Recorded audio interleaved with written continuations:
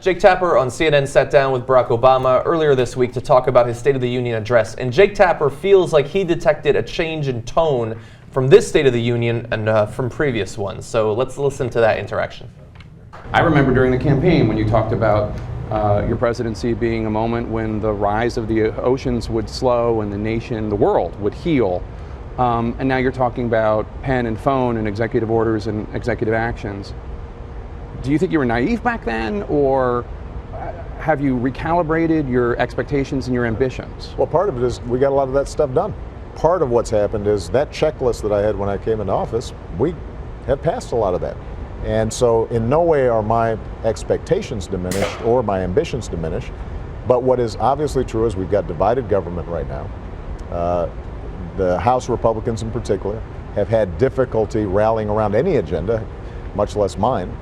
And in that kind of environment, what I don't want is the American people to think that the only way for us to make big change is through legislation. We've all got to work together to continue to provide opportunity for the next generation.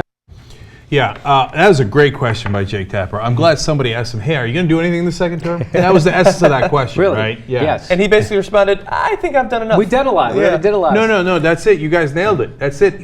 That answer was a proverbial hanging the mission accomplished banner.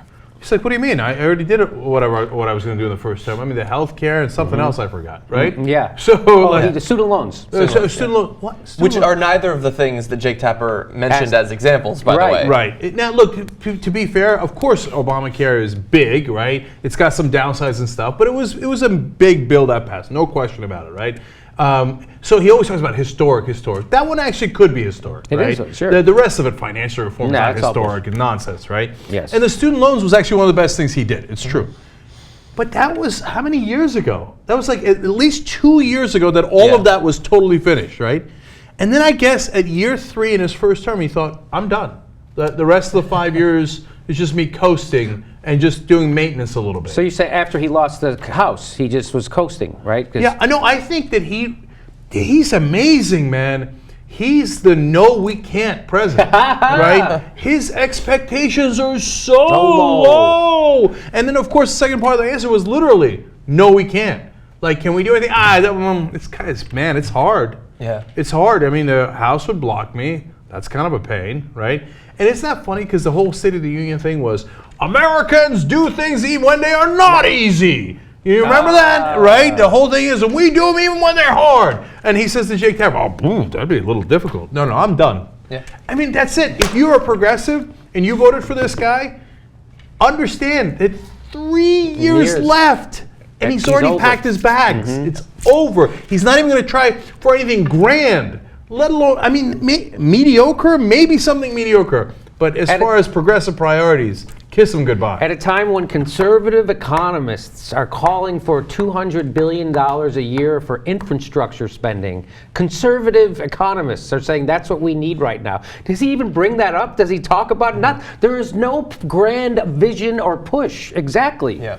And look, he's somewhat accurate when he says, well, the House would block almost everything, which is true. But then how about dream a dream of a day when they don't control the House and then do something to get us to that day? If they're going to block everything, make them actually block it and then use that in your ads. That's politics 101. But you don't just say, I'd probably lose anyway. Yeah.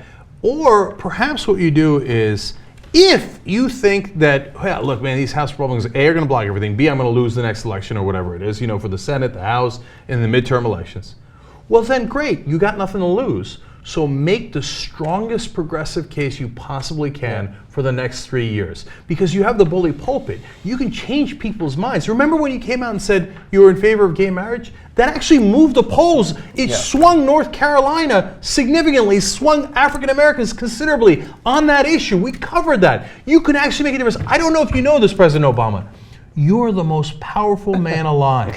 Do you know that? I don't think he knows that. I know, John Boehner, pretty powerful. I think he thinks that he's got no power at all. I mean, he's acted like this forever, though, Cenk. He's always been like this. I've always made that joke. Well, hopefully he'll meet someone with some power and they can get something done. Yeah. And so, if I could ask him to do one thing or have one thing, it would be the audacity of hope, right? Which he obviously has none of.